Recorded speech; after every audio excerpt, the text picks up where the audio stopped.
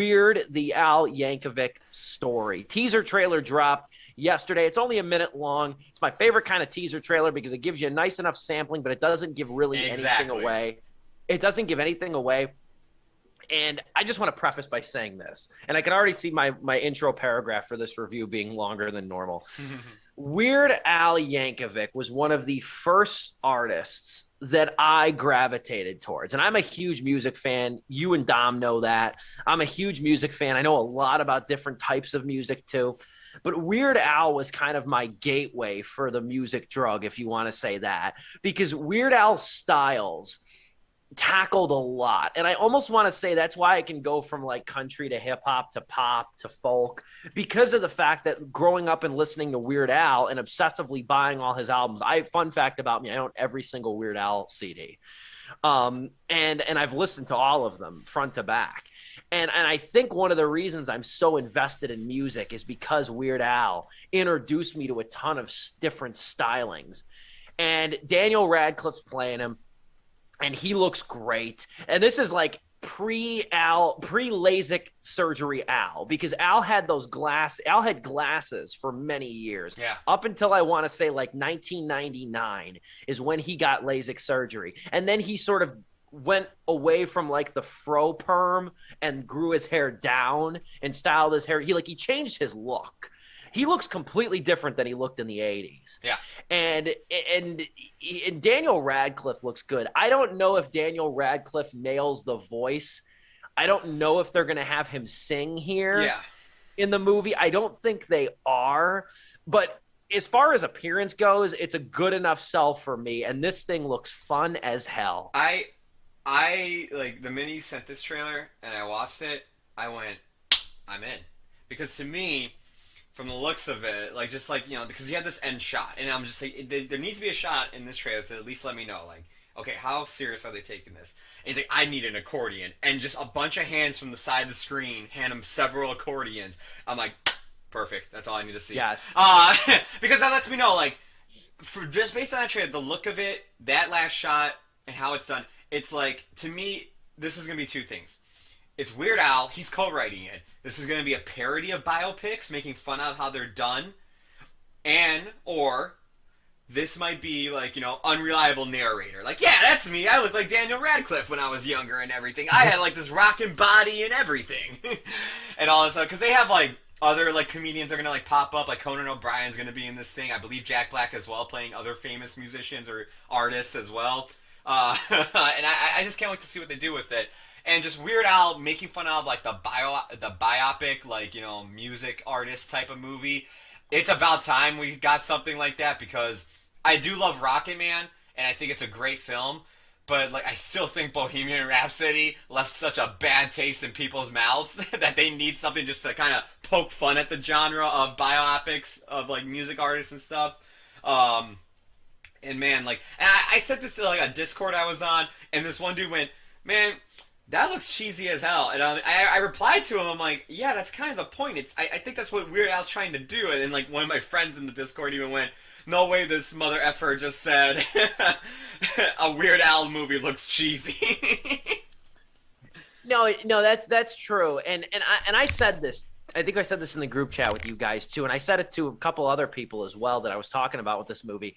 The barometer of comparison for this movie, I think, has to be Pop Star, Never Stop, Never Stopping. I think that's the barometer of comparison with this thing here, is that it's lighthearted. Now, here's the other thing you have to remember, and because I'm going to go out on a whim here and say you're not as big into the Weird Al lore as I am, but I will say this though.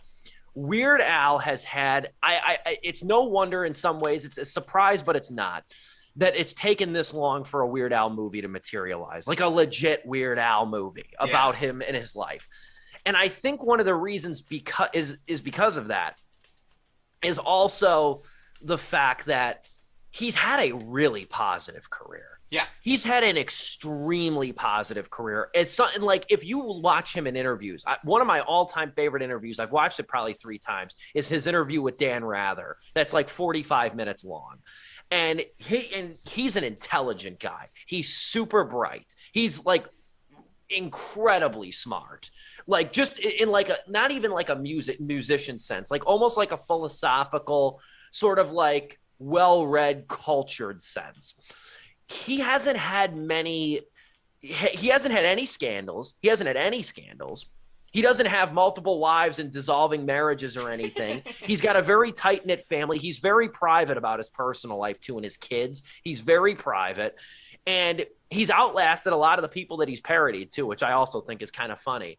I think the thing that this movie should focus on, if there's going to be any conflict in this movie, any serious conflict, it's going to come in the very early beginning when he's trying to establish himself with Dr. Demento and being a parody artist. Okay, yeah. That's where the conflict's going to come. I can already see it now. I can already see, picture this. I can already see Weird Al like trying to get a record deal. I can already see a suit saying, why the hell are they going to listen to Like a Surgeon when they can listen to the original song?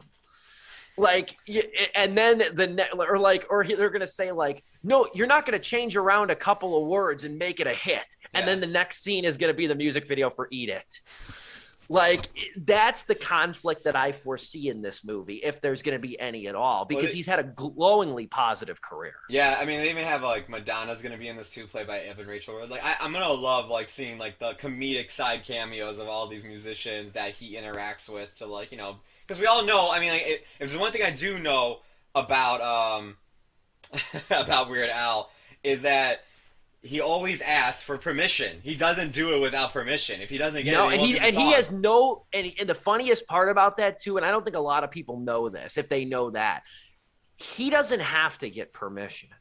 He doesn't. He is not legally retired. He's not legally required to get Coolio's permission to do a parody of Gangsta's Paradise. He doesn't have to get Madonna's permission to do like a Virgin. Yep. He doesn't have to do that. He does that, and that's why he's been able to last, I think, is because he cares about building those relationships. Yep. Like the one artist, if you go back, the one artist he was really close friends with was Michael Jackson. Yeah. And the only song Michael Jackson wouldn't let him touch?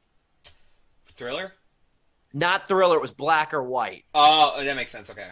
I can't remember what the concept parody was for that Weird Al wanted to do, but Michael Jackson was like, that's the only song I don't want you to touch. Okay. It's Black or White. And Prince never let him touch anything. He never made a Prince. I don't know if like Prince like was vocal about not liking him, but Weird Al was like the only artist to ever turn me down like half a dozen times was Prince. He's like, that was the only guy. And I was like, okay. You know, because he even says, I try to get permission fairly early because I don't want to write the song and be married to it and then get no. Yeah. But yeah, he's such a lovable dude. He was my first concert, too. That's such a cool first concert. It was awesome. It was in the bustling town of Maryville, Indiana. It was in Maryville at the Radisson Plaza, which I don't think exists anymore. I think they blew it up, truthfully. But he is an awesome guy. I'm looking forward to this movie. The only cause for pause with this thing is it's a Roku original. That is the only thing that made me go, huh? Like, not Netflix, not Hulu, nobody else. This is a Roku original. And first off, I didn't know they had original programming. Number two, it's also a little nerve-wracking when the last thing in the trailer, it says streaming free. Yeah. That's a little – I just worry about that because it's if this – I figured like somebody would have picked this up. I always know like every app or streaming service has one gold mine. For YouTube Red, it was Cobra Kai. So I'm hoping it's Cobra Kai. Like, if there's one thing on Roku's free app that I hope is gangbuster good, it's this. And I have so much more faith. Like, yeah, the Roku thing does kind of make me worry, but the fact Weird Al's attached to it, they got someone like Daniel Radcliffe who doesn't really want to do stuff that much anymore because of the fact he was Harry Potter for so long, and he wants to do more weirder stuff or just like out there things. Like, he was great in The Lost City. I thought like he was one of my favorite parts about that movie. Like, he's choosy. Weird Al doesn't attach himself to a lot either, like film projects and whatnot. Weird Al too, he doesn't even make many albums anymore. I think his last album was about 10 years ago, truthfully. Yeah. He does a lot of voice work here and there more than he does music now. Like, and I'm talking about voice work as in just like he'll make a cameo in an episode of like a kids show or something. That's about it. He writes kids books now. That's Yep, another thing that's he another does. thing He's too. been Yeah, writing. he does. He's been writing kids books. He does some stuff for like, what the hell's that one Comedy Central thing with the celebrities? Drunk History, that one, yeah. Like he's done episodes on that. He does work for Funny or Die, which I think is the production company behind this or one of them. Okay. So like he doesn't attach himself to a lot. So the fact that he co-wrote this, that restores whatever faith I have in my worries about seeing Roku, which I love as a platform and I love as a streaming device. Yeah. Distributing things. But I can't wait for this. We are absolutely positively reviewing it on the show. And yeah, I'm gonna have to go back and listen to some Al stuff too, because like I said, I have probably about a dozen songs on my phone of him still. Like after I got done watching that trailer, I listened to Like a Surgeon so many times right after.